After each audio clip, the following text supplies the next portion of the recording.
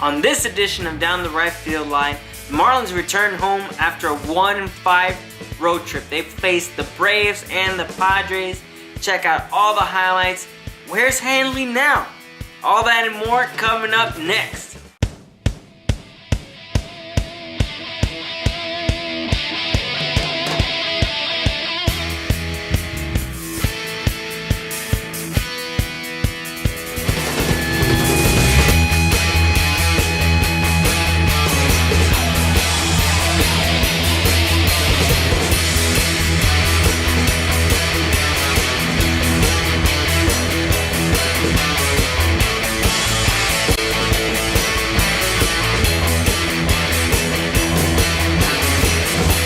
Welcome to Down the Right Field Line with Marlins Nation.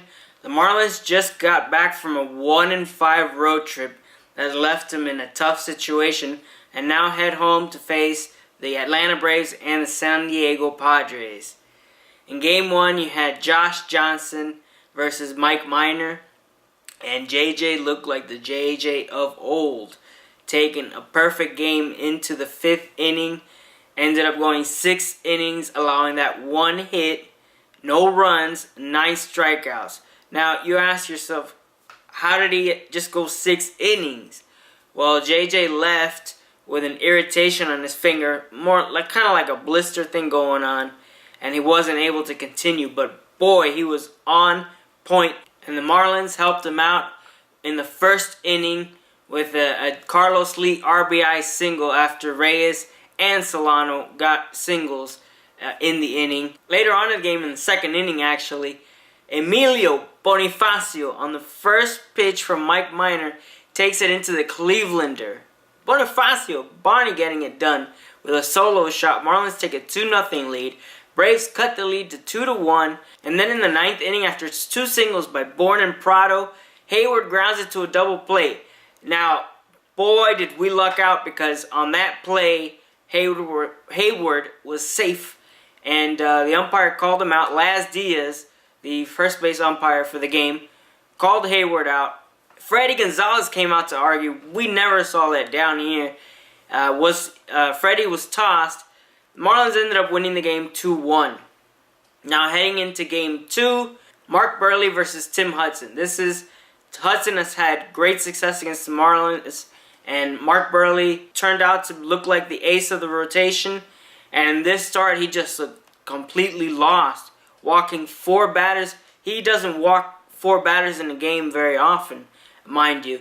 He only lasted 5 innings, allowing the 5 hits and the 3 runs, so he did not have his stuff at all. The Marlins got off to a hot start offensively. Hanley Ramirez coming up with a big RBI base hit with 2 outs. And then in the 2nd inning, Jose Reyes with a 2-run shot, which kind of went just in between that big pole, that Mikusuki pole, that yellow pole in right field, and the foul pole. And it kind of looked like Reyes was admiring it. I think he was just looking to see whether it was fair or foul. But, you know, it's nice to see that Reyes is getting that pop going. And the Braves actually came back and scored 4 runs in between the 3rd, 4th, and 7th inning.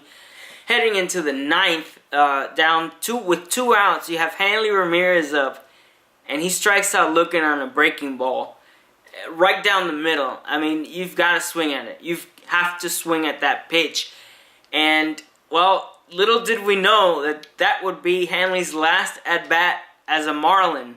At 3 o'clock in the morning, the Marlins finalized a deal with the Dodgers to send Hanley Ramirez to LA for Nathan Eovaldi and pitcher Scott McGough.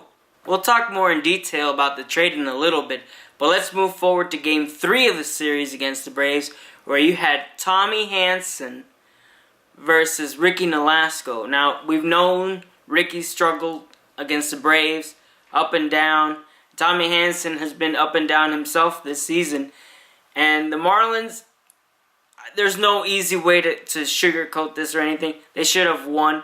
Tommy Hanson walked 7 batters. The Marlins stole 7 bases off of Hanson and 1 run to show for. And that was a Ruggiano RBI double. Incredibly bad, first of all. And then Nolasco, you know, had a couple of good innings to start off the game, and then the wheels just came off. You had guys like Juan Francisco homering, Michael Bourne homering, Jason Hayward homering. It was a total disaster, and Marlins ended up losing 7-1 and losing the series to the Braves. And Rob, this is a tough series to take, to lose. And what about that Hanley trade? Did you see that coming? What do you think about the trade in general? Well, the first thing I want to mention is the fact that the Marlins and the Braves going into the season, they seemed around the same area as far as talent level. And, the Braves, the thing they had for them is they've always been really competitive, and they've had a fair share of fan support up there in Atlanta. But, they're just in different class. And, the class that the Braves and Phillies are in are a lot higher class just because they've been able to win for a longer time span. And as you get further and further into the season, you're just seeing that. And the fact that the Braves can execute in big situations to drive runners in. And the Marlins, like I've mentioned in previous shows, the biggest problem with the Marlins this year is execution. There's no problem with getting people on base. We don't have a problem with being in a situation where we can blow a game wide open. We've been in that situation in many games where you have runners on second and third, 1 out or less than 2 outs, and we can't get a fly ball. We can't get a bunt down when you have a runner on first. We ground into a double play when it could have been a bigger inning. And that's the difference. And Rafi, you mentioned the Braves were driving guys in. They were hitting home runs. They were in those situations the same way that the Marlins were, but they were able to execute on those. And that's the reason why Hanley got traded. Think about how many times Hanley came up, runner on third, all he needs is a base hit, and he strikes out looking at a ball right down the middle. Too many times in the last 2 years that has happened. I mentioned in the last show that all that Hanley has to do is swing at that 2-strike pitch. If he strikes out on a pitch right down the middle, I'm going to be more satisfied than him taking a pitch right down the middle for a strikeout looking. And he just couldn't do that with this uniform. Now the guys that we got back, I'm really excited about. And we're going to be talking about one of the guys, Evaldi, who started with the Marlins in the Padres series. And this guy kind of reminds me of a righty Clayton Kershaw. He kind of has the same pitching, the way he pitches. And he has nasty stuff. We need to find a third baseman that can execute in those situations in order for us to have better success in the future and put this Atlanta series behind us. So Rafi, do you think that Hanley's attitude in the clubhouse was part of the reason why he got traded? I think ownership, Loria and all these guys were just fed up. It got to a point where he wasn't helping his cause on the field now, so it made the move, I think, easier for them. But from reading the newspapers, I've read stuff that this guy Hanley had no respect for clubhouse people. One player said that it brought Reyes down in terms of just being a ball player and a clubhouse guy. So things like that really rub you the wrong way in that sense, and it's no secret that Lomo doesn't like Hanley, and his quote was, it'd be great if we had the Hanley who hits 300, knocks in 100, blah blah blah, and that's all I'm gonna say. So it's really tough to say that it would have improved. Hanley would have improved here in Miami, and I think it was just time to go. And moving on to the Padres series, you have the San Diego Padres coming in for 3 games. The Marlins got off to a nice start. Again, the Marlins answering the bell here. No pun intended on Heath Bell. Getting off in the 4th inning, you had Donovan Solano with a base hit, followed by a Reyes triple, RBI triple. Carlos Lee knocks in Donovan Solano for the 2nd run of the game. Well, Carlos Zambrano was throwing alright. I mean, his pitch count was up, his walks are up. Zambrano walking 4 in 5 innings. And if you look at the 6th inning, the wheels just came off. After a double, an error, and a walk, Carlos Quentin gets an RBI single for the Padres. And then Miami's own Yasmani Grandal hits a 3-run triple, clearing the bases. And it's one of those where it just got over Ruggiano, and you know, it busted the game wide open. The Marlins could not respond, and it was just a downer. And you know what? This is probably one of the last starts that Zambrano will get as a Marlin, being as he got sent down to the bullpen after the series. So it's one of those things where the guy's not getting it done. We'll find somebody else to get it done, and that's exactly what Ozzy's doing here. Heading into Game 2 of this Padres series, you had the Marlin debut of Nathan Eovaldi coming in from the Hanley deal versus Ross Ohlendorf. Eovaldi I thought was phenomenal. I was actually at the game. I got to see his start, and this guy was mixing his pitches as high as 97 mile an hour fastball, as low as 77 mile an hour curveball. This guy was just on point throughout the game. He was pitching well. The Marlins gave him run support. In the first inning, Bonifacio gets a leadoff walk, steals second. Solano and Reyes can't do anything, but Carlos Lee comes up again. We're starting to see Carlos Lee turn the corner again and being that RBI, that run producer that we brought him in to be. Heading into the third inning now, Eovaldi comes up and hits a screaming liner, kind of, towards second base, and Amarista, the Padres second baseman, makes a brilliant effort to try to get Eovaldi out at first, but Eovaldi beats the throw. Actually, the throw was a little off. Infield single for Nathan Eovaldi. Emilio Bonifacio and Solano can't do anything to move Eovaldi over, but Jose Reyes can. He hits another 2-run shot, and again in that little right field area, I take both. I take speed and power. This guy has been phenomenal, extending his hitting streak to 14 games. I mean, this man is on fire right now. The Padres get a run in the 6th, and in the 7th inning, who else? None other than Justin Ruggiano. Preston Wilson likes to call him Sparky Ruggiano. Hits a solo shot to left field, and the Marlins extend their lead. The Padres do end up getting a run back, but guess who closes it out? Steve Cishek. Sheck with another save. Marlins win 4-2. Heading into the final game of the series, you had Josh Johnson versus Clayton Richard. Now, we've heard a lot of rumors about Josh Johnson being dealt to the Rangers, the Red Sox, the Angels, whatever the case may be. The Marlins are looking for a big package in return if a trade were to be made. So it looks like it's highly unlikely, but you know, we'll have to wait and see. JJ was less than stellar. His numbers will deceive you. In 5 innings, he allowed 2 hits, 2 runs, 1 earned run, and 4 strikeouts, but he walked 6 batters. You can't do that.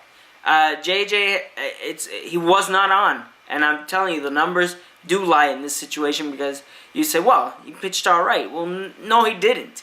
You had runners on base constantly, pressure situations, and I guess, well, to his credit, he was able to get out of some jams here and there, but overall, not a good start. The Padres got off to an early 2-0 lead, and both of those runs came off of Johnson walks. And Richard was, like I said, baffling Marlin hitters until the 6th inning, where Richard was taken out of the game after allowing base hits to Bonifacio and Reyes.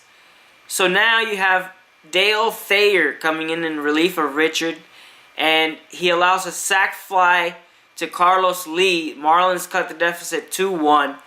Runner on third. Carlos Lee comes up with a sacrifice fly, and now with 2 outs and a runner in scoring position, who comes up again? Justin Ruggiano comes up with a base hit, scores in Reyes. Marlins tied at 2. The Padres intentionally walk Austin Kearns to get to Donnie Murphy. I forgot to mention Donnie Murphy was recalled from AAA to make to fill in the hole left by Hanley Ramirez. Also, Loma was put on the disabled list, and Ryan Webb was called up. So a lot of roster changes here going on. In any event, Donnie Bleepin' Murphy comes up with a huge 2-run triple. Marlins take a 4-2 lead. This place is going bananas. And it's Bark at the Park Day at Marlins Park. So you have dogs going nuts. And we're heading into the 8th inning where Mujica relieves Mike Dunn. And another Miami kid, Yonder Alonso, hits a 2-run shot to tie it at 4. Oh boy, here we go again. So Marlins are tied at 4, headed to the bottom of the 10th, where Jose Reyes comes up with a bloop double. It was a crazy one because Carlos Quentin was going to short hop the ball, and it got kind of past him, and he kicked it a little. Reyes gets to second base. They intentionally walk Carlos Lee to get to Justin Ruggiano. Now, we've been watching Marlins baseball for the last couple months, 3 months almost, and I don't think that'd be the best idea, but they do it anyway. And Justin Ruggiano comes up in the clutch with an RBI walk-off single, and the Marlins win it 5-4 in 10 innings, closing the homestand 3-3. Rob, we talked about that Braves series. What can you give us on the Padres series? Evaldi's start. I mean, what can you take from this series? Well, if there's one thing that we could take from this series is that the Marlins can win without Hanley. One of the things that changed in the last few days after Hanley was gone is starting to realize that the Marlins franchise player is going to be Jose Reyes. You have Giancarlo Stanton, yes, he's going to be an integral part, but Jose Reyes, he's such a dynamic player that he is the center of the franchise now, because you can get that, if he gets on base, he can steal a base, he can score runs, he can hit home runs like you mentioned, Rafi. He has so many different things he brings to the table. Now Stanton, he can hit home runs really, really far away. But that's his strong suit, and he won't hit for average. He's not going to have that many stolen bases.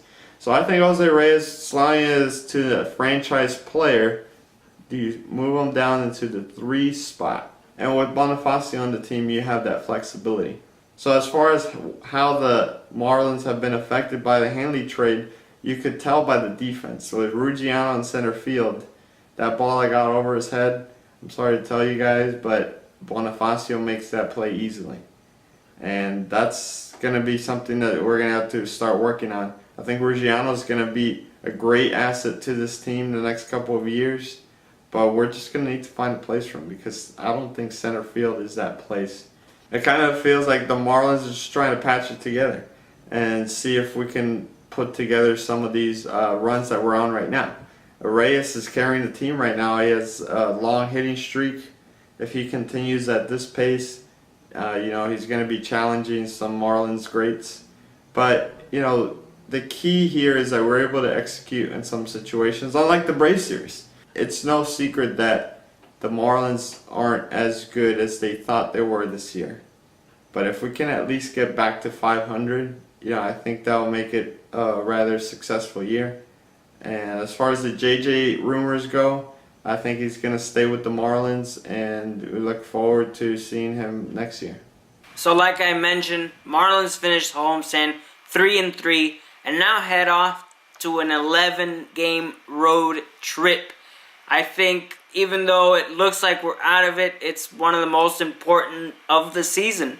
We play 4 in Atlanta, followed by 4 in Washington, D.C., that includes a doubleheader on Friday, and then 3 more in New York. So all these 3 teams are in front of us in the division. It behooves us to make up ground and win as many games as possible to at least put a positive spin on this dismal season. From all of us here at Down the Right Field Line, we'll leave you with our random video of the week, which we like to call the Major Freakouts. Later.